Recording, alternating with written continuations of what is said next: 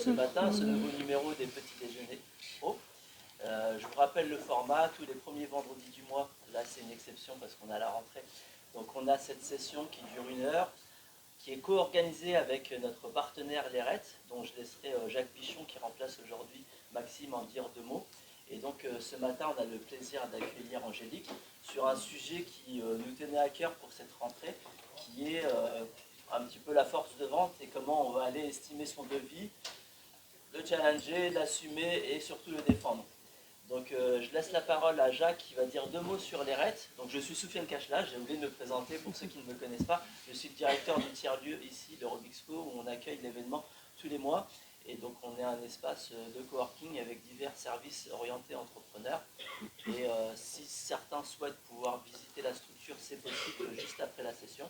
Et donc je laisse Jacques dire 2 mots sur les RET et après on passera la parole à Angélique pour la conférence. Bonjour à tous. Donc, je suis Jacques Pichon, je représente l'ERET.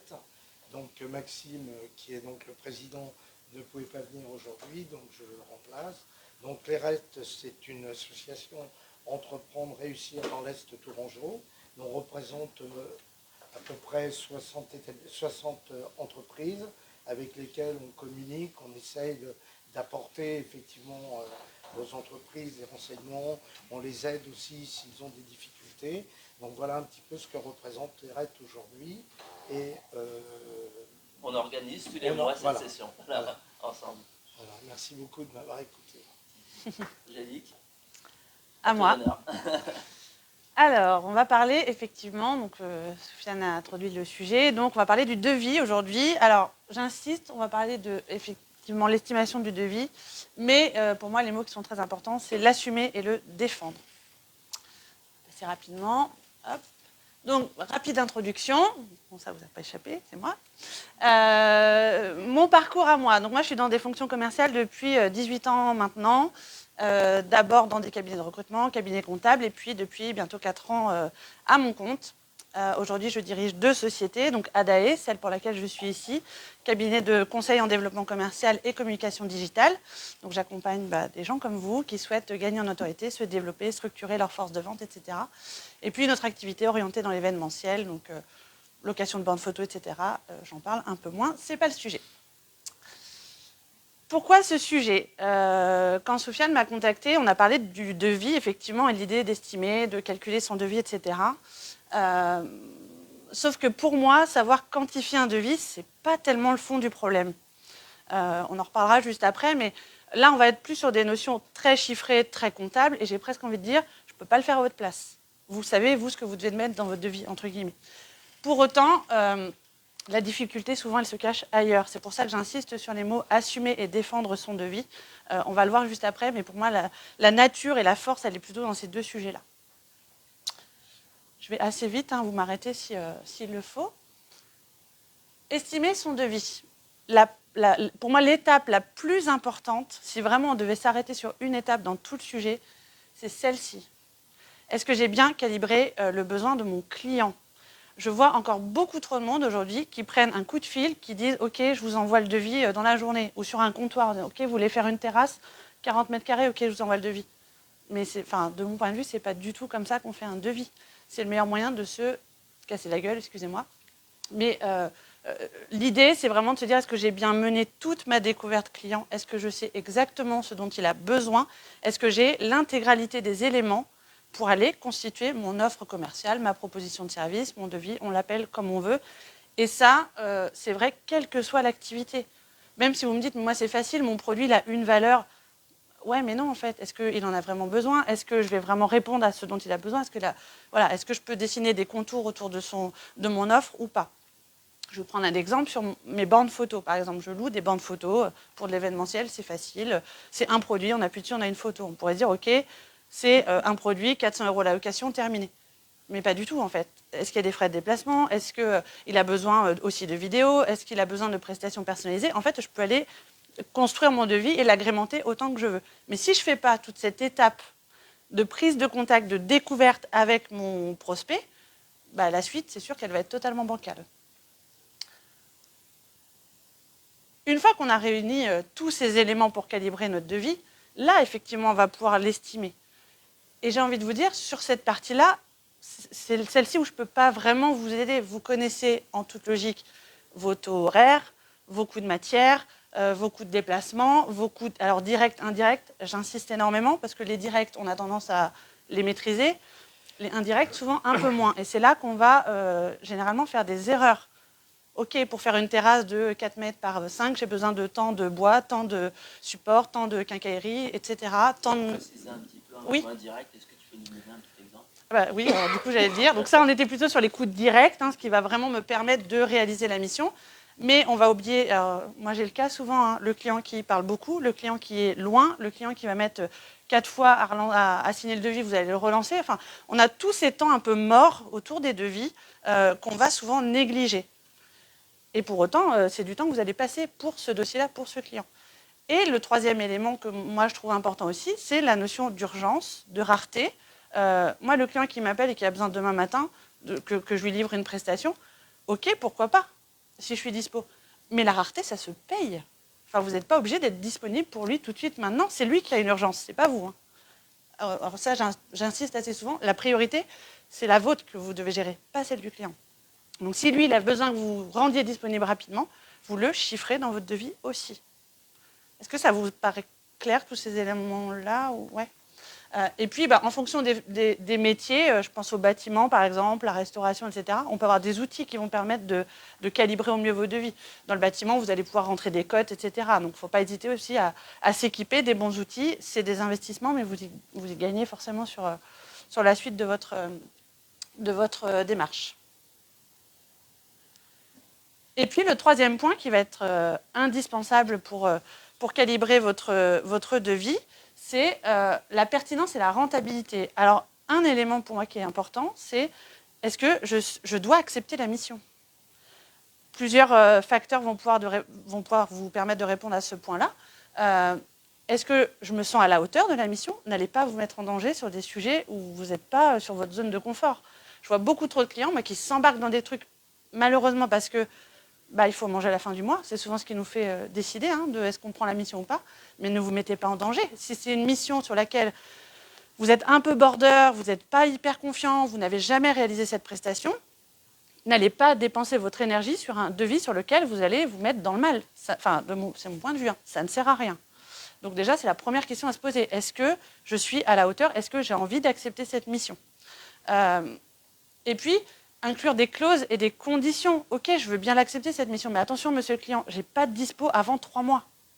Dites-le dès le début. Ça, pour moi, c'est une des plus grosses maladies du bâtiment.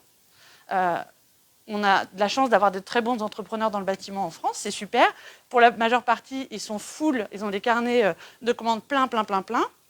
Ok, forcément, on veut travailler avec les meilleurs, donc on veut le meilleur électricien, le meilleur carré, le meilleur plombier, mais il n'est pas dispo avant janvier 2025. Mais s'il ne nous le dit pas, et qu'on signe un devis, et que dans notre tête, on avait envie qu'il intervienne au mois d'octobre, et que lui, on l'appelle 1 fois, 2 fois, 3 fois, il ne répond pas, mais parce qu'il ne nous a pas dit qu'il était full, et que finalement, au bout de 4 fois, il nous dit « Ah, avant janvier 2025 », la relation, elle est mal barrée. Hein. Parce que dans notre tête, nous, c'était octobre. Et lui, dans sa tête, c'était janvier. On n'a juste pas évoqué le sujet. Donc, peut-être que mon client est capable d'attendre ma prestation. Mais il faut juste lui dire et le préciser dès le début. Tout ce qui sera dit dès le début vous évitera des problèmes après. J'enchaîne. Donc une fois qu'on a estimé son devis, on est sûr de soi, on a bien budgété nos coûts directs, nos coûts indirects, les coûts de transport, tous les coûts un peu latents, on a envie d'aller vraiment défendre ce devis parce qu'on a envie de travailler avec ce prospect-là. C'est une prestation équilibrée, on a notre offre commerciale dans les mains. Maintenant, il va falloir aller l'assumer. Alors, assumer son devis, pour moi, ça passe déjà par le présenter à son client. Alors, il y a quelques cas où on peut l'envoyer par mail, bien sûr, mais très souvent, quand on est sur des... idéalement, c'est le minimum. Un mail, un coup de fil, mais le top, c'est d'aller le présenter. Alors, je suis d'accord, il y a des prestations ou des sujets sur lesquels ça se présente moins, mais idéalement, il faut aller le présenter. Et puis, vraiment... l'assumer, alors ça c'est un mot pour moi qui est très important, c'est-à-dire qu'on n'arrive pas chez le client en faisant le dos rond, le chien battu, en disant je vous ai fait mon devis, je me barre en courant.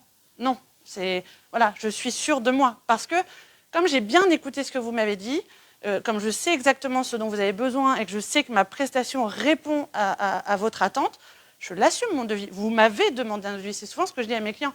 On vous a demandé un devis. Vous n'avez pas quémandé pour aller présenter quelque chose. On vous a demandé un devis. Donc le minimum, c'est que vous alliez le présenter et qu'on vous écoute à ce moment-là. Et là, ça se voit vraiment dans la posture physique. Hein. C'est hyper important. Hein, quand il y a des coachs ici, je le sais, mais je ne suis pas coach, donc ça, ce n'est pas mon sujet. Mais il n'empêche que quand on arrive chez un client, qu'on est sûr de soi, voilà, qu'on assume, on est d'égal à égal. Hein. Et je pense qu'on a beaucoup évolué là-dessus. Le côté le client est là et le fournisseur est là, ça n'existe plus. Hein. Voilà, on s'assume, on est tous entrepreneurs. Voilà, on ose aller défendre son client. Et à ce stade-là, on est sûr de son expertise. Ce qui est dans mon devis répond à la demande du client. Je suis à ma place. Je ne me pose plus de questions de syndrome de l'imposteur, de tout ça. Non, ça, on oublie. On a le droit d'avoir ce temps d'échange avec son client.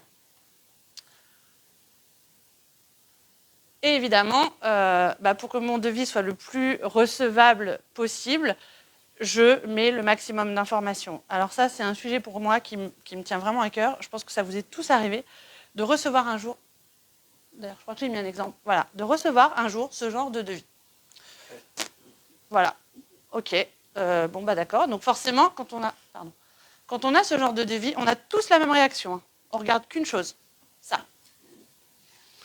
Donc là, si en plus, j'ai pas fait l'étape d'avant, d'un minima, passer un coup de fil, savoir de quoi en parler, discuter, créer le lien, parce que ce moment de découverte avec le client, c'est ce qui va vous permettre aussi de créer un lien. Moi, si je reçois un mail, là, c'est un exemple sur mon autre activité, location de bande photo. Je reçois un mail en me disant, est-ce que vous pouvez me faire un devis pour une location bande photo telle date? Je balance ça en disant, bonjour, si je joins le devis cordialement. Alors là, mes chances de réussite sont quand même très, très faibles. Hein. Je n'ai pas passé un coup de fil. Je n'ai pas personnalisé mon offre. J'ai créé aucun lien. Et en plus, mon client ne sait même pas ce qu'il y a dans mon devis, ni même... La situation d'urgence, ça peut passer. Ouais. Il me faut la borne pour demain matin. Mais dans ces cas-là, on peut l'étayer un minimum. Alors, ça, tu sais, je ne le réécris pas à chaque fois. Hein. C'est juste des paramétrages d'outils. Enfin, c'est du temps qu'on a investi dès le début avant d'envoyer ces devis. J'ai appuyé sur quelque chose. Donc, un minimum. Là, on n'est que sur un devis. C'est vrai pour une proposition de service un peu plus détaillée. Mais dans l'idée, voilà, on reprend les éléments. On sait de quoi on parle. Et bonjour, monsieur le client. Comme on m'échangeait hier au téléphone, j'ai bien conscience de l'urgence. Donc, je vous envoie le devis rapidement. Pour le valider, par contre, sachez qu'il faut me régler un acompte tout de suite, parce que l'urgence, elle est pour lui, mais du coup, je m'en sers pour moi. Hein. S'il a besoin... J'arrête d'appuyer. Donc là, celui-là va me prendre 30 secondes, celui-là va me prendre 2 minutes. Je pense que si j'ai envie de signer mon devis, je vais peut-être faire l'effort de faire celui-là.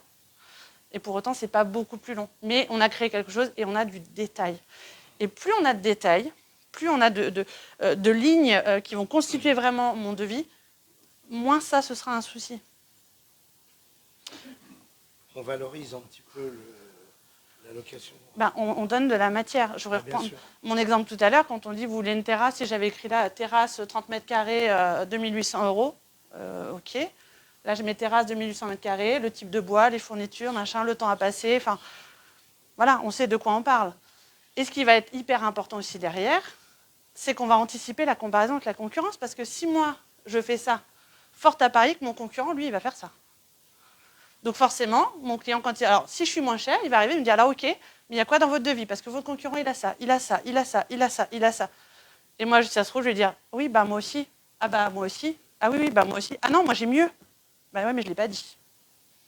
Donc je pars de loin et je sors les rames pour dire, non, mais en fait, c'est con parce qu'il ne manquait pas grand-chose pour que mon devis ressemble à ça. Et peut-être que s'il avait ressemblé à ça, le concurrent aurait été éliminé direct. Sauf qu'en fait, j'ai donné toutes les billes à mon client pour qu'il me challenge moi, et je me retrouve du coup en situation de défense, acculée, en me disant oups, si j'avais su, j'aurais fait autrement. Et encore une fois, ça ne demande pas un effort de dingue de passer de l'un à l'autre. Juste, j'explique ce que je fais et j'assume, je valorise mon expertise. Voilà, vous m'avez demandé ça, moi j'ai mis tout ça dedans. Et tout ça, ça a un prix. Mais ce n'est pas le prix qu'on regarde. C'est tout ça qu'on regarde. Et encore une fois, ça, on le regarde en dernier. Mais quand on n'a pas le choix, ouais, ok, alors, pour au téléphone, je ne sais pas trop où ils sont, je n'ai pas de référence, le devis va être banané directement. Oui.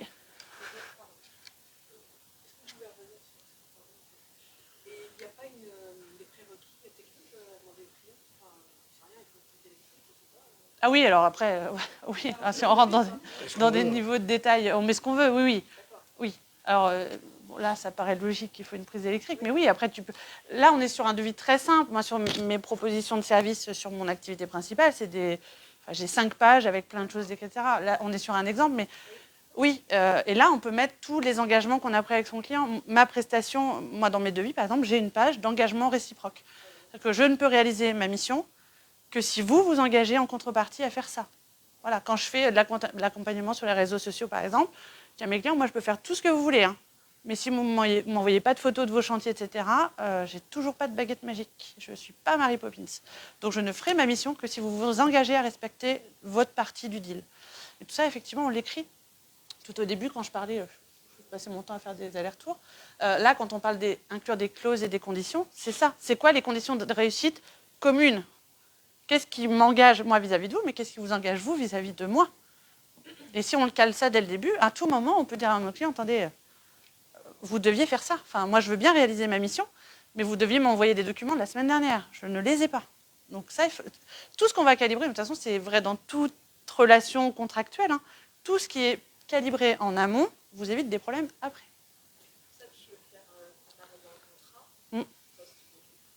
Oui, tu n'es pas obligé de le mettre tout dans le devis.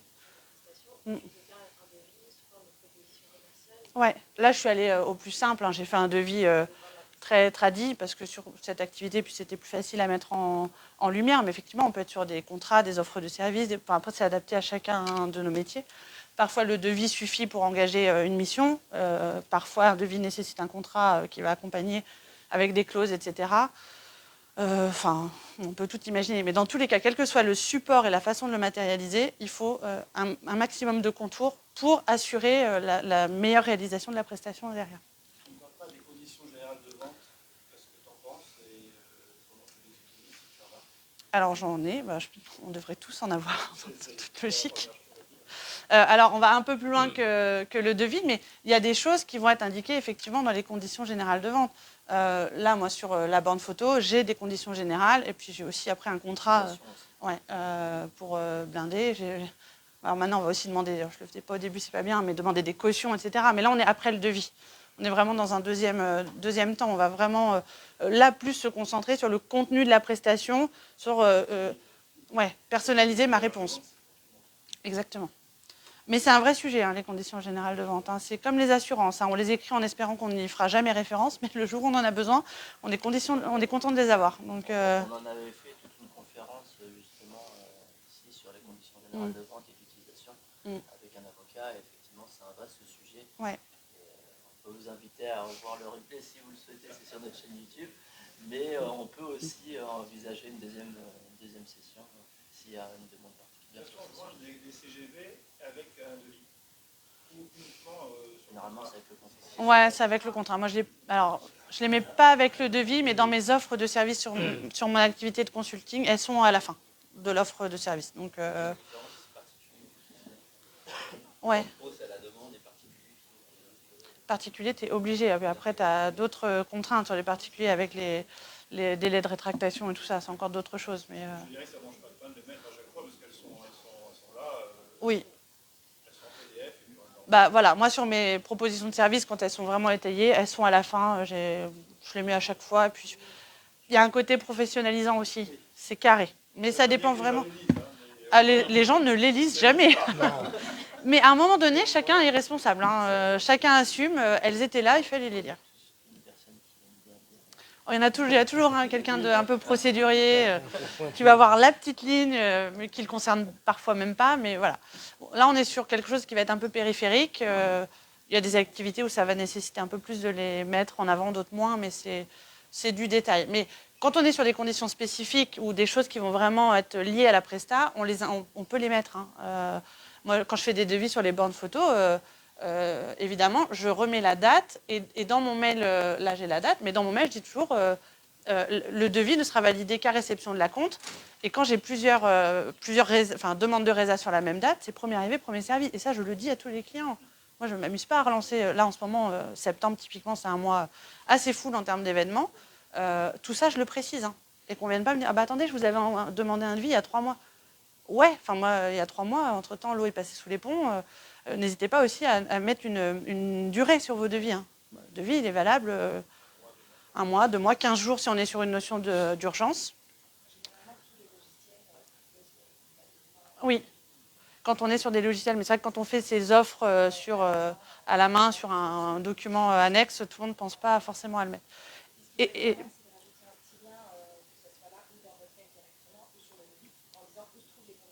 oui. Ouais.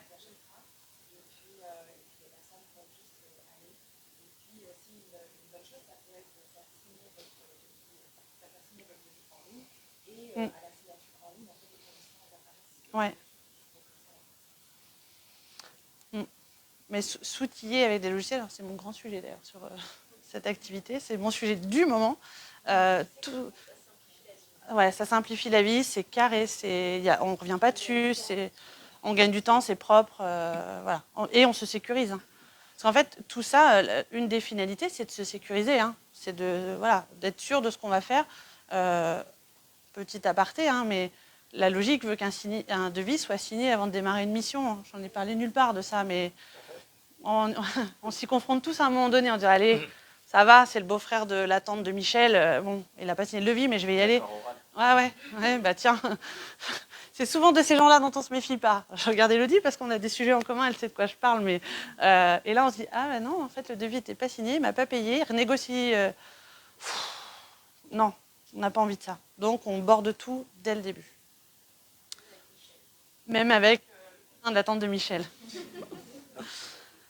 Quand je dis on anticipe la comparaison avec la concurrence, c'est un élément assez important aussi parce que vous la connaissez, votre concurrence, en toute logique. Vous l'appréhendez, vous commencez à la croiser sur des sujets communs, vous êtes peut-être comparés, etc. Donc vous commencez à vous faire un peu une image de cette concurrence. Donc vous connaissez ses points faibles, en tout cas vous connaissez vos points forts ou les avantages concurrentiels que vous avez vous et pas votre concurrent. Je vais vous donner un secret sur cette activité-là, sur la location de bornes photo. Notre borne à nous, que j'estime, enfin nos bornes, on a plusieurs que j'estime être forcément les plus belles et les meilleures, elles n'ont aucun élément déporté. C'est-à-dire que dans la box, il y a l'imprimante, il y a tout ça. Donc il y a un seul câble qui va relier à l'alimentation. Plus de la moitié de mes confrères ont une imprimante déportée. Donc soit elle est posée en dessous, soit elle est posée sur un support à côté. Pas de souci, c'est leur produit et il est très bien, il fonctionne très bien. Mais ça nécessite d'avoir plusieurs câbles, des choses qui passent, etc. Donc moi, je ne vais pas dire que le produit de mes confrères n'est pas bon. Il est extrêmement bien, leur produit, il n'y a pas de sujet. Mais par contre, moi, je vais dire, vous voyez, nous, on est sur un élément hyper sécurisé. Il y a un câble, vous ne risquez pas de faire tomber l'imprimante, etc. Personne ne va mettre les mains dedans. Donc il y aura évidemment beaucoup moins de possibilités de bourrage papier parce que personne ne va toucher à quoi que ce soit. À aucun moment, j'ai parlé de ma concurrence. Hein. J'en ai juste fait un avantage concurrentiel. Et si demain, il reçoit un devis où les deux sont détaillés, et moi, je dis, bah, vous voyez, moi, dans le mien, on est comme ça. Il va dire, ah ouais, c'est vrai que l'autre, vous m'avez mis le doute parce que vous êtes au même prix, mais l'autre, il y a peut-être un danger. Et dès qu'on est sur des éléments de sécurité, dès qu'on va toucher des émotions, forcément, ça va faire trancher vite le devis. Donc, il faut être un peu malin aussi. Donc, alors, on n'extrapole pas ce que j'ai dit. Hein. On ne parle pas de ses concurrents, on ne le dénigre pas jamais ses concurrents. Mais voilà, quand on sait qu'on a 2-3 points forts, parce que de toute façon, on aura 2-3 points faibles aussi, donc ce n'est pas cela qu'on va mettre en avant, mais on va pouvoir essayer de mettre un petit peu en valeur ce qui va me différencier, ce qui va faire que potentiellement, le prospect, le client va être sensible à ce que je lui ai proposé. Et évidemment, on parle de valeur ajoutée, pas de prix. Hein. On ne se compare pas à ses concurrents parce qu'on est plus cher, moins cher, etc. Le devis, le prix, je le dis toujours, et c'est pour ça que ce devis ne me plaît pas, le prix, c'est la résultante d'un devis. Là, on est sur un résultat. C'est comme une somme, en fait. Hein. C'est un résultat. Si on n'a que ça, effectivement, on regarde le prix. Mais si on a ça, on se dit, OK, bah pour ce prix-là, en fait, j'ai tout ça. Je continue. Une fois qu'on a estimé son devis, qu'on l'assume, on est sûr de nous, on est face à son client, on lui présente notre offre. Là, c'est le moment où il va falloir le défendre. Et alors là, c'est le sujet moi, c'est un sujet qui me parle beaucoup. On ne négocie pas à la place de son client. Je suis sûre que parmi vous, il y en a déjà au moins une fois, qui est arrivé chez un client avec un devis en ayant déjà mis en dessous moins 10%. Ok. Et pourquoi, en fait? Voilà. Parce qu'on a peur qu'il ne signe pas, parce qu'on sait que la concurrence est moins chère, parce qu'on se dit, il faut que je lui fasse un cadeau, parce qu'on se dit, oh là là, j'ai pas beaucoup de business en ce moment, il faudrait vraiment que j'ai ce projet-là. Ouais, on peut l'avoir avec les 10% en plus. Hein, on te laisse toutes les chances. Donc non, on négocie jamais à la place du client. Moi, j'ai une anecdote énorme là-dessus. Quand j'étais au Cerf France avec Antoine, je suis arrivée, j'avais un devis à faire pour des prestations juridiques sociales. Donc c'était gros devis, hein, plusieurs contrats de travail, des avenants, des bulletins de paie, enfin énormément de choses à calibrer. Donc j'avais bien le détail de ce que je devais mettre dans mon devis, c'était très clair. Et je suis allée voir mes collègues en disant, écoutez, est-ce que vous pouvez m'aider à faire le devis? Je ne connais pas encore vos tarifs de prestat, donc je déroule tout. Donc, elle me dit contrat de travail, j'ai aucune notion des prix, je ne me rappelle plus, mais 500 €, 1000 €, l'avenant, nanana. Puis je déroule et je dis, ok, donc c'est bon. Donc là, mon devis il est calibré, j'ai tout mon détail, ça fait 4 870 €. Elle me dit, oh, tu ne vas pas présenter ça au client? Pourquoi? C'est le prix de la presta. Ah, mais ça passera jamais. Ok. Donc ça, tu vas l'offrir, ça non. Puis les avenants, on va en facturer que la moitié. Ok, mais pourquoi? Je dis, mais parce que c'est beaucoup trop élevé. Il faut lui demander à ce moment-là si c'est elle qui va payer, quoi. Ah, mais c'est ça en fait. On raisonne avec nos ressentis à nous. C'est souvent qu'on dit, c'est vous qui comptez payer ou pas? Voilà. Mais parce qu'on raisonne avec nos croyances, notre trésor, puis nos références. C'est vrai que. Ah non, je prends cet exemple parce que c'est le. En fait, ça faisait 3 jours que j'étais dans l'entreprise. Je dis, donc ça tombait bien parce que moi j'étais là pour créer le service commercial. Vouloir partir du budget de son client. Vous avez quel budget? Ah non, mais ça c'est l'horreur. Non. Ça c'est. Il y a des prestations où on peut demander quel est votre budget. Oui. Parce que Oui. si vous savez que. Oui, mais quel est votre budget? Vous ne pouvez pas faire. Vous Oui. se retirer. Ah, mais je suis d'accord. Mais ça veut. Quel est votre budget? Voilà. Ouais, bien sûr. Ça veut dire je vais calibrer en fonction. Ça ne veut pas dire je vais tout casser pour que. Non, je vais adapter ma prestation. Alors avec votre budget, on ne pourra pas faire ça, ça et ça. C'est le point juste après, donc ça tombe bien. Mais effectivement, on ne négocie pas. C'est-à-dire qu'une fois que j'ai présenté mon devis, et c'est le moment le plus désagréable presque, on arrive, on a présenté toutes nos offres, on dit voilà, donc du coup, la prestation qu'on vient de voir ensemble, ça coûte 4 370 €. Et c'est pas à vous de craquer en premier, là. Là, on laisse la parole au client. Donc, on peut l'ouvrir. Hein. Vous en pensez quoi? Est-ce que ça répond à ce que vous aviez imaginé? Voilà, mais c'est à lui de parler. Mais en aucun cas, on va dire, mais par contre, oui, je comprends que ce n'est pas à votre budget, je comprends que c'est un peu cher, on commence à se liquéfier. Là, c'est mort. Hein, parce que si vous avez en face de vous quelqu'un qui a un peu de charisme, il va vous défoncer. Donc, non. On laisse le client s'exprimer. Mais on n'a pas négocié avant. Et c'est à partir de ce moment-là qu'on va pouvoir éventuellement engager une discussion. On va traiter les éventuelles objections, on va écouter ce qu'a à dire le client et on va pouvoir proposer des alternatives. Encore une fois, on ajuste, on ne baisse pas son prix. Donc c'est ce que vous disiez, s'il y a un budget et qu'effectivement on a un côté, ok, moi par rapport à votre budget, je ne peux pas vous proposer tout ce que vous m'avez demandé. Je crois que je l'illustre après. Voilà. Vous m'avez demandé ça. Donc moi, je ne le connais pas, ce petit monde qui s'appelle Utopie, ça n'existe pas. Vous voulez tout de suite, maintenant, pas cher, ce n'est pas possible. Donc, dans votre budget, si on est sur une notion de tarif, dans votre budget, il va falloir faire des efforts. Donc, soit on va rompre des notions de quantité ou des notions de qualité. Ok, vous n'avez pas le budget, d'accord, les matières premières, elles sont moins chères en hiver, je dis n'importe quoi. Hein. Est-ce que vraiment, ce projet, il est urgent? Est-ce que c'est maintenant dont vous en avez besoin? Parce que si vous n'êtes pas pressé, moi, dans 6 mois, je sais que je peux avoir des matières premières moins chères. Est-ce que vous êtes prêt à le décaler? C'est un premier levier de négociation. Parce que si j'ai des matières premières moins chères, évidemment, je vais pouvoir baisser mon coût parce que je vais maintenir mes marges. Donc, pourquoi pas? Ok, vous ne pouvez pas vous l'offrir. Par contre, c'est hyper urgent. Dans ces cas-là, on va peut-être, je vais vous proposer autre chose. Vous voulez faire un événement dans un château, vous n'avez pas les moyens de vous payer le château. Et dans ces cas-là, on va peut-être aller chercher une salle aussi sympa, à l'extérieur de Tours et peut-être qu'on fera aussi bien un événement aussi sympa mais avec un budget moindre. Dans tous les cas, il va falloir aller chercher une alternative là-dedans. Alors j'ai pris cet exemple-là, mais c'est vrai pour tous les autres points. Dans tous les cas, on ne baisse pas son prix sans contrepartie en face. Ça n'existe pas.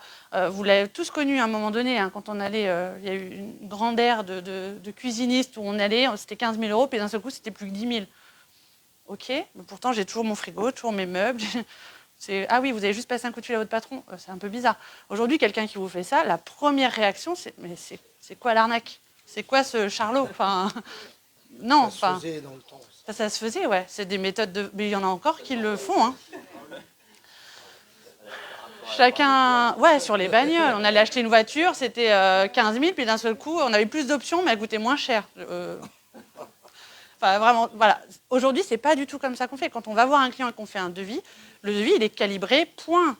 Alors, parfois, on se laisse une petite marge, éventuellement, si on sait que ça va négocier, parce qu'il y a des clients, on les connaît, hein, on sait qu'il y a les rois du... De toute façon, ils vont négocier dans tous les cas, donc bon, pourquoi pas. Mais c'est vraiment très, très anecdotique.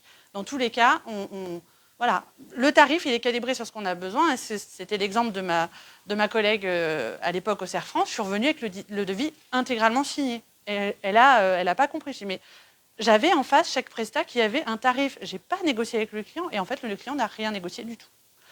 Parce que, allez, 70% du temps, le client ne négocie pas. C'est soit il peut s'offrir la presta, soit il va choisir un concurrent parce que comment ? Parce que ça répond pas. Oui, ou parce que le feeling, ce sera... Ça passe bien. Voilà, il y a des notions sur lesquelles vous ne pourrez pas faire grand-chose. Mais si votre devis répond à ce que le client vous a demandé, si vous êtes à côté, c'est parce que, on va redérouler le début, c'est que vous avez sûrement raté quelque chose. Mais si vous êtes vraiment dans le... Vous ne pourrez pas vous en vouloir de ne pas avoir signé le devis. Et puis, ce qui peut des fois bien fermer ce moment où vous allez défendre votre offre, c'est ce que j'appelle moi le compromis gagnant-gagnant. C'est ces petites choses que vous allez pouvoir proposer à votre client qui ne vont pas vous demander un effort énorme. Si je reprends mon exemple de borne photo parce que c'est assez facile, je vais dire, écoutez, je vous mets 200 photos de plus. Vous en avez pris 400, allez, je vous offre 200 photos de plus imprimées, comme ça, si vous avez vraiment beaucoup de monde, etc., ça vous laissera tranquille, vous savez que vous aurez un peu plus de latitude pour faire des photos. Moi, ce qui me coûte cher dans dans la prestation borne photo, c'est de l'emmener, de la préparer, de créer les visuels, etc. Le consommable, il ne me coûte pas si cher que ça. Et globalement, je suis presque sûre qu'il ne les utilisera pas. Mais lui, il est content. Parce qu'il a le sentiment d'avoir un petit plus et j'ai fait l'effort de lui proposer quelque chose. Donc quand je parle de compromis gagnant-gagnant, c'est quelque chose qui ne va presque pas moduler votre rentabilité à vous, mais qui va faire plaisir à votre client. On en a plein des trucs comme ça, hein. Je prends les cuisinistes, ils arrivent toujours à la fin avec la petite bouteille, le machin, le truc. C'est sympa, ça leur coûte rien, mais nous, on est super contents. Donc réfléchissez aussi dans vos prestations à vous, ce que vous pouvez offrir en disant, écoutez, on a fait 8 séances de coaching, tiens, voilà. Je suis aussi hypnothérapeute, si vous voulez, pour tester, je vais vous offrir une petite séance. Bon, ça a un coût, hein, réel, hein, mais vous, ça va vous permettre de proposer autre chose, de montrer notre activité et de dire, de toute façon, il a déjà été très rentable, ce client, pour moi. C'est quelqu'un avec qui j'aimerais bien continuer de bosser. Donc, je vais lui donner un peu des billes pour le faire.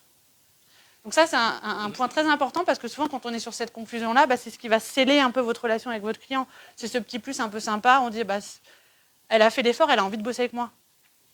Donc là, le client...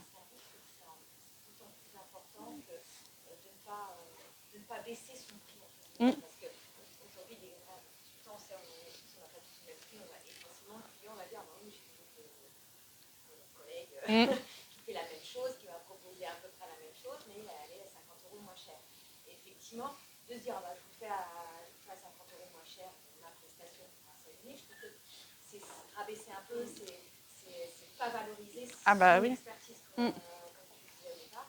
Donc, je trouve que c'est toujours mieux de dire effectivement, je vous propose la première, un petit audit particulier sur ce point-là, parce qu'on en a parlé, ça ne fait pas partie de l'offre, mais je vous la fais gratuit. C'est mieux de proposer à la limite une demi-journée, une journée en plus, et rester sur son tarif, que de dire je rabaisse globalement, je rabaisse mon prix. C'est pas valorisant. Et on n'a pas l'occasion de le remonter derrière son prix. Oui, c'est ça. Si jamais il y a quelque chose d'autre qui a retenu. Exactement. Et vis-à-vis vos autres clients, vous avez le vrai prix. De l'activité qui est basée sur ce qu'on a vu au début, ça coûte. Si à la fin, au moment de conclure, on est d'accord, je te fais 50 €, en fait, on a bouffé 50 € de marge. Et la fois d'après qu'elle revient, je dis, c'est ce prix-là, c'est moins cher. Oui, et puis il va le dire à ses copains. Il dit, attends, moi j'ai bossé avec lui, il est moins cher que tout le monde. On perd 50 € de marge. exactement. Mais c'est comme le réflexe qu'on a parfois quand on lance son activité. On est au démarrage, on dit allez, je vais faire une offre de lancement, je vais casser mon prix, c'est pour allez, me faire connaître. Ouais, alors attention. C'est compliqué. Alors, ça peut être une bonne idée sur certaines activités, mais il faut vraiment bien border, limiter dans le temps, vraiment annoncer que c'est une offre très spéciale. C'est pas ça mon vrai prix. Mentionner déjà, c'est quoi le vrai? Oui, alors, ça c'est... On est d'accord. On fait du prix barré. Enfin, voilà, la référence c'est ça. Aujourd'hui, allez, on est à 49 € pour toute la journée, c'est une offre spéciale, mais c'est un prix barré. C'est-à-dire que le vrai prix, c'est 70. Enfin, mais on annonce le vrai prix.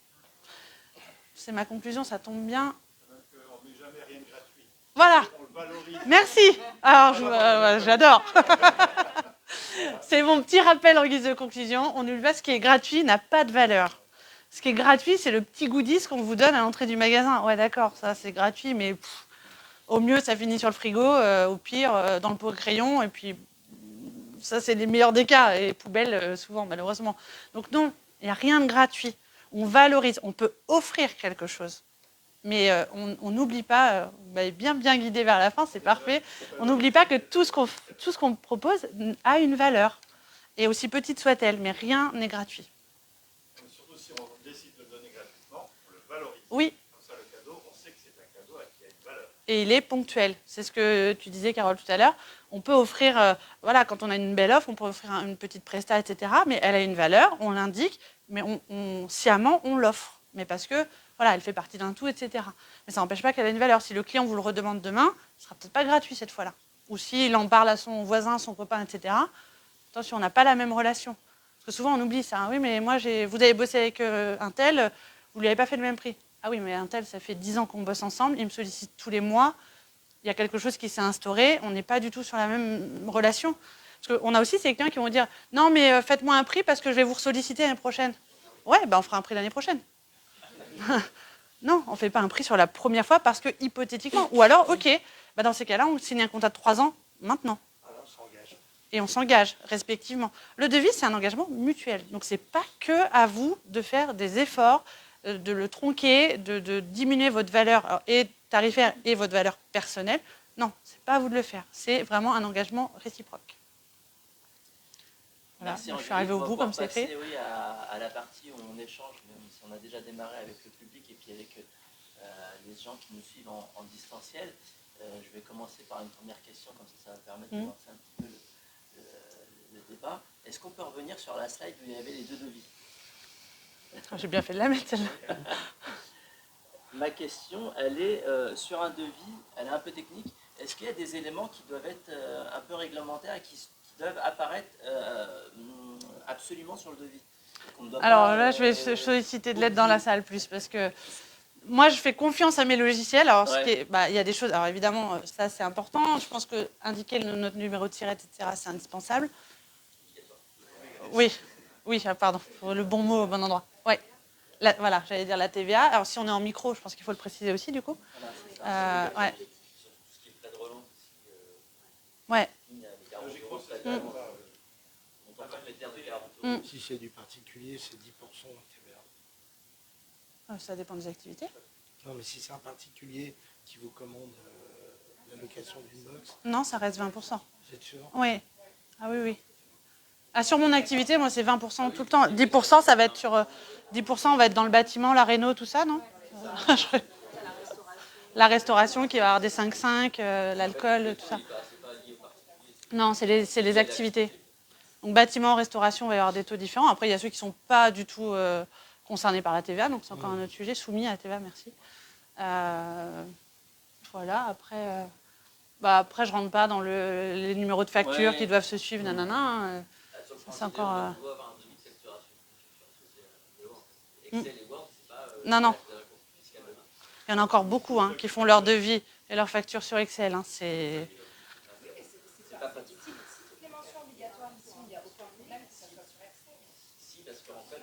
On peut le modifier. Ouais.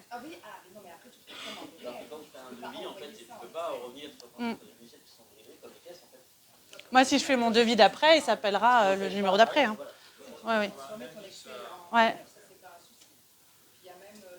Oui, mais on peut quand même revenir sur le...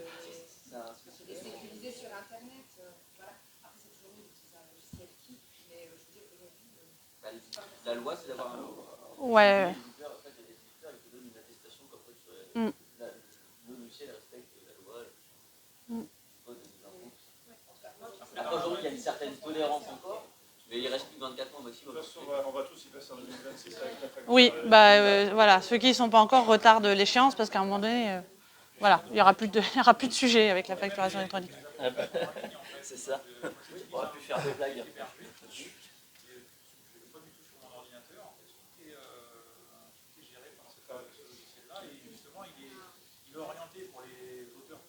Et donc, il y a toutes les petites clauses en dessous qui sont mises à jour tous les ans en fonction des nouvelles réglementations. C'est vrai que c'est un vrai effort. C'est 5 € par mois. En fait. C'est ce que je disais tout à l'heure. Il faut s'outiller et choisir les logiciels adaptés en fonction de son activité. Il y en a plein. Et je ne pensais pas effectivement à tout ce qui est auteur, photographe, mais même dans le bâtiment, on a des choses qui sont mises à jour. Et le fait qu'aujourd'hui tous les logiciels soient en ligne, c'est ce qui est intéressant, c'est que ça permet d'avoir des mises à jour régulières. Enfin, ça coûte rien. Alors moi, j'utilise Henri, c'est gratuit. Il y a des logiciels qui sont gratuits quand même. Donc c'est dommage d'avoir encore quelque chose de bricolé, alors qu'on peut avoir des outils gratuits qui font gagner du temps. Ça, une fois que c'est paramétré, une fois, on a notre nomenclature, nos articles, ça va assez vite. Je voudrais rebondir sur le devis. Quand un client vous demande un devis, vous faites le devis, vous l'envoyez par Internet, et il faut impérativement rappeler dans l'après-midi le client ou dans la journée pour lui demander s'il a bien reçu son devis. Parce que très souvent, il regarde le prix et ça ne l'intéresse pas, donc il ne vous rappelle pas. Et quand vous le rappelez plus tard, ah ben j'ai jamais reçu votre devis. Donc ce qui est très important, dès que le devis est parti, vous appelez pour demander s'il a bien reçu. Et en même temps, on peut commencer à dialoguer avec lui. Ça vous convient, ça attend. Est-ce que ça correspond à votre attente? Est-ce qu'il y a des choses que vous voulez qu'on modifie? Donc, et quand est-ce qu'on se voit? Voilà. Je pense que ça, c'est très important. On a fait des multitudes de devis. Moi, je le vois, j'ai un hôtel à Rochecorbon. Et donc, très souvent, on fait des offres à des clients. Et mon personnel oublie de relancer le client. Et à un moment, je fais le point, je dis, là, il n'y a pas de réponse. J'appelle le client, je n'ai pas reçu. Alors qu'il avait bien reçu. Donc ça, c'est très, très important quand on envoie un devis par Internet. C'est pousser la décision aussi. Exactement. Bien sûr. Il y a moi, je lis deux choses là-dedans. C'est pousser la décision, effectivement. Et puis, si on ne le fait pas et que le petit camarade d'en face le fait, bah, forcément, il va passer avant nous. Donc ça, c'est indispensable. La deuxième chose, c'est qu'un devis mérite une réponse. On vous a demandé un devis. Moi, je vois beaucoup trop de gens qui n'osent pas relancer ces devis. Bien sûr. Mais on vous a demandé un devis, on vous a sollicité, vous vous êtes peut-être déplacé, ça vous a pris du temps, vous avez réfléchi au contenu de votre... un minimum, c'est de donner une réponse. Alors aujourd'hui, on peut faire un SMS, un WhatsApp, un mail, ce qu'on veut. Il y a 10 000 façons de donner une réponse. Donc, alors moi, je suis hyper pointilleuse là-dessus. Tous mes devis auront une réponse. Si je dois appeler mon prospect tous les jours, je l'appellerai tous les jours. Il va céder avant moi, normalement. Mais c'est un minimum. Il m'a demandé du temps, je lui ai accordé, etc. Si c'est non, dites-moi non, en fait. Dites-moi non, j'ai pas le budget. Non, j'ai créé plus d'accroches avec votre confrère. Non, finalement, j'ai décalé mon projet. Non, votre tête ne me revient pas, j'en sais rien. Mais dites-moi non et je clôt le sujet. Mais ne vous excusez pas de relancer un devis. On vous a demandé quelque chose, on vous répond. Point. Mais un souci aussi, c'est on reçoit la commande, surtout quand on travaille avec une entreprise. On passe une commande via leur propre formulaire. C'est pas un particulier qui dit OK, il signe en bas, puis voilà. Et ce qui est très important, c'est de faire ce qu'on appelle dans l'industrie, dans la particulier, c'est une redoute contrat. C'est-à-dire que j'ai offert ça, voire même il m'a demandé ça, j'ai offert ça, ça correspond bien, on s'est mis d'accord, le client valide. Quand je reçois la commande, tiens, comme par hasard, les conditions de règlement ont changé. Ou on ne retrouve pas les éléments sur lesquels on s'est mis d'accord. Ça, c'est très important. Il faut faire très attention avec l'industrie, pas entre particuliers, mais Oui, ils ont pas leur que formulaire de commande. pas que l'industrie. Pas coller avec ce sur quoi on s'est mis d'accord quand on s'est serré la main. J'ai eu un cas comme ça une fois où j'ai reçu mon offre de service signée.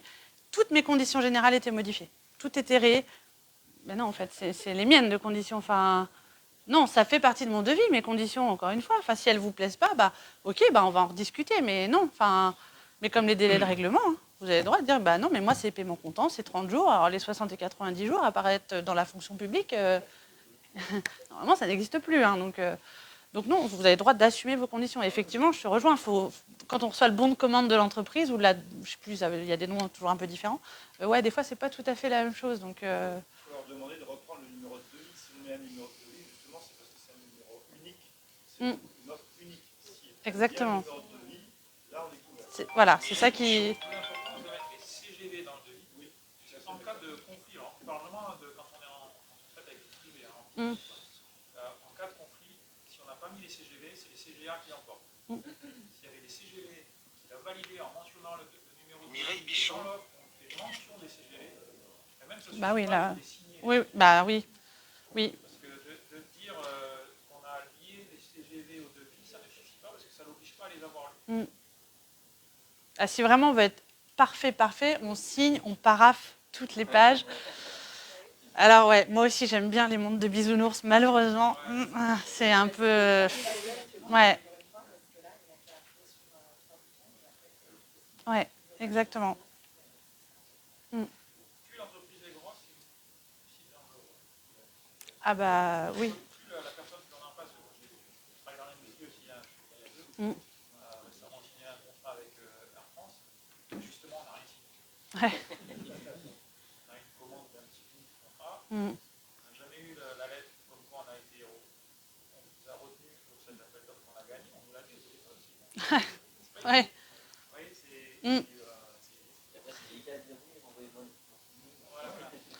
Ouais, mais... Non.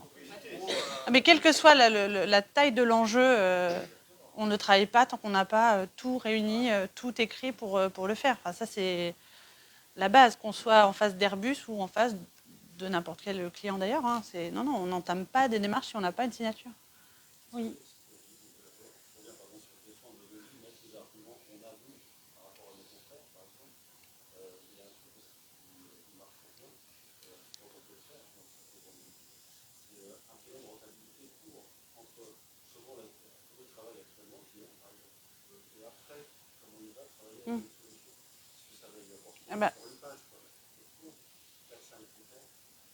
Ça fait partie des bénéfices clients. Il faut toujours parler en bénéfice client. Hein. On ne va pas toujours aller dans le détail technique de ce qu'on va lui apporter parce que globalement, s'il vous sollicite, c'est qu'il ne connaît pas la technique. Hein.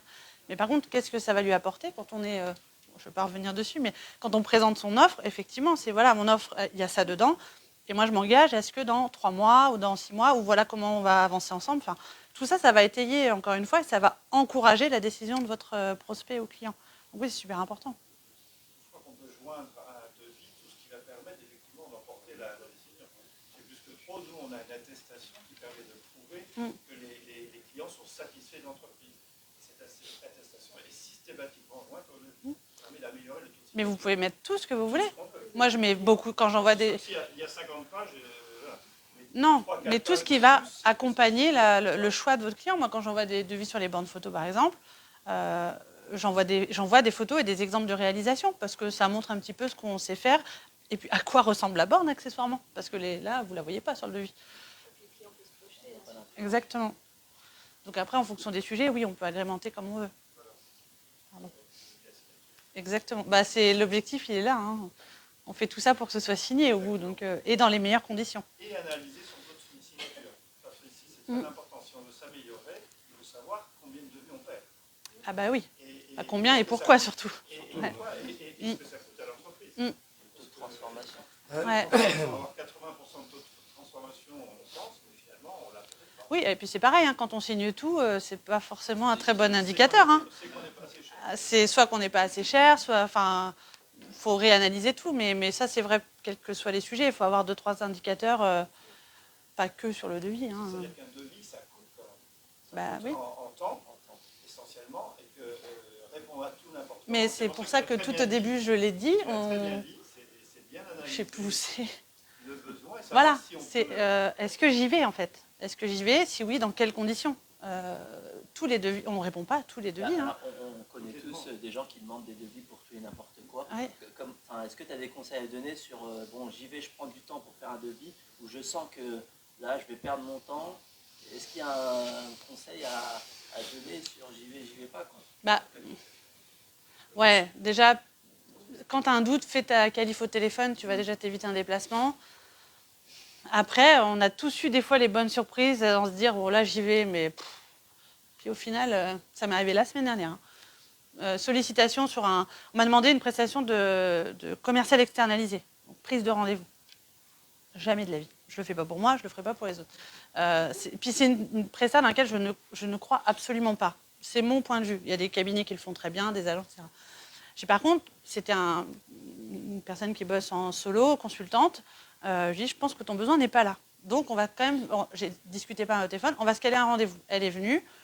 Je dis, moi, ce que je peux faire, c'est un accompagnement sur 3 mois, etc. J'y croyais toujours pas, hein, mais bon feeling, quelqu'un que je connais, etc. Je suis en voile de devis, elle me l'a signé en le quart d'heure. Je n'aurais jamais mis 1 centime sur cette presta, parce que j'y croyais pas. Donc, parfois, il y a ceux où tu te dis, oh non, mais là... Il ne faut rien négliger. Ah oui. Il faut surtout se méfier de soi-même. Ouais, Justement, on est notre meilleur ennemi, hein, donc attention. Là, il faut partir hier. Bah oui. Dire à la personne en Puis après, face, elle n'est pas moi. c'est l'expérience qui va faire que, ouais, il y a un moment, tu vas savoir. Je pense qu'il faut aussi s'écouter quand on ne le sent pas. Ah bah, non mais... Qui ne veut pas travailler, et ben, il faut Mais ça fait partie de ça, hein, de la pertinence. Hein. C'est-à-dire que tu ne ferais pas d'appel parce que ce n'est pas ton truc, donc tu aurais dit non. Tu as proposé quelque chose d'autre, Oui. un accompagnement pour aider la personne dans son objectif. Exactement. Et en fait, tu as parfaitement fait ce qu'il fallait. C'est-à-dire, Là, je me suis respectée et j'ai proposé autre chose. Autre chose et je fais une proposition complémentaire. Ça passe ou ça casse.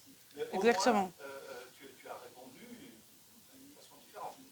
C'est ça. Et j'étais convaincue que, Ce que tu avais que c'est ce dont elle avait besoin. Après, si j'arrive pas à la convaincre, tant pis.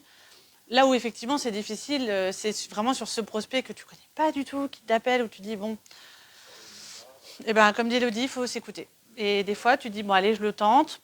Alors il y a des critères qui vont t'aider, parce que j'ai le temps, parce que je cherche un peu d'activité, donc peut-être qu'on ne sait jamais. Par contre, ces prospects-là où tu le sens vraiment pas, où tu n'as aucun élément, où pas de feeling, ton intuition elle te dit de pas y aller, et de toute façon tu as déjà de l'activité, etc. Tu le fais proprement, mais tu réponds pas. Voilà. Écoutez, là, je pense qu'on va pas faire affaire ensemble. J'ai vraiment pas le temps en ce moment. C'est important de répondre. Parce que mais dans tous les cas, il faut répondre. Oui, non, mais il faut le dire. Parce que la personne qui demande un devis à quelqu'un qui ne répond pas, même s'il décline, c'est son image qui est écornée. C'est-à-dire c'est pas la peine de la consulter, il dira à tous ses copains.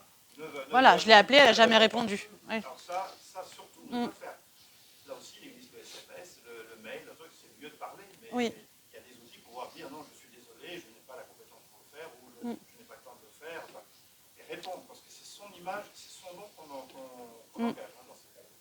Puis c'est petit, la Touraine, donc...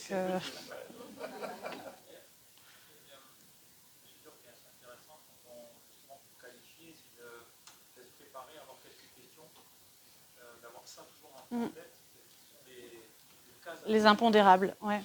Qui vont permettre de s'assurer que le client en face est sérieux, il y a un vrai besoin et que ce n'est pas juste pour voir en fait. Et à partir de là, si on dit une sorte de matrice de qualification d'un prospect, alors il n'y a que 2 cas qui sont cochés sur 10, je ne crois pas du tout, ou alors au contraire minime, c'est plutôt tout au vert. Donc oui, je vais passer du temps et il permet de si on sent que c'est un peu différent déjà. De toute façon, voilà, si c'est pas clair dans la tête du client dès le début.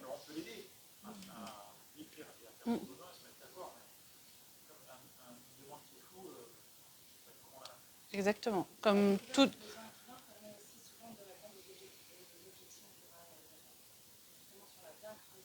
On a déjà des réponses. On va peut-être finir par vous dire c'est trop cher, mais en fait, vous avez discuté avant. Oui.